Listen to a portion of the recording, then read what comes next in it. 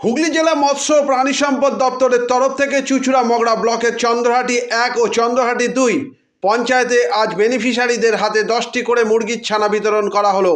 চন্দ্রহাটি ১ পঞ্চায়েতে ১১৭ জনকে এবং চন্দ্রহাটি ২ পঞ্চায়েতে ১১৯ জনকে মুরগির ছানা পেয়ে বেনিফিশিয়ারিরা খুব খুশি। পরে অনুষ্ঠান সম্পর্কে জানান হুগলি জেলা পরিষদের মৎস্য ও প্রাণী সম্পদ দপ্তরের কর্মাধ্যক্ষ নির্মাল্য চক্রবর্তী। চুঁচুড়া থেকে প্রবীণ ঘোষালের রিপোর্ট।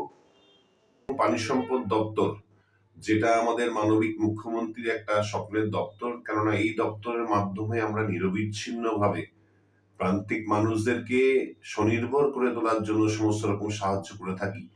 আমাদের হুগলি জেলা পরিষদের তরফ থেকে এবং হুগলি জেলা প্রশাসনের তরফ থেকে তথা আমাদের যে পানি সম্পদ দপ্তর, সেই দপ্তরের তরফ থেকে আজকে আমাদের চিনসুরা মগরা ব্লকে দুটো পঞ্চায়েতে, চন্দ্রহাটি 1 এবং চন্দ্রহাটি 2 পঞ্চায়েতে আমরা ১১৭ জন, চন্দ্রহাটি 1-এ ১১৭ জন বেনিফিশিয়ারিকে এবং চন্দ্রহাটি 2-তে ১১৯ জন বেনিফিশিয়ারিকে 10টা করে মুরগির ছানা তুলে দিয়েছি।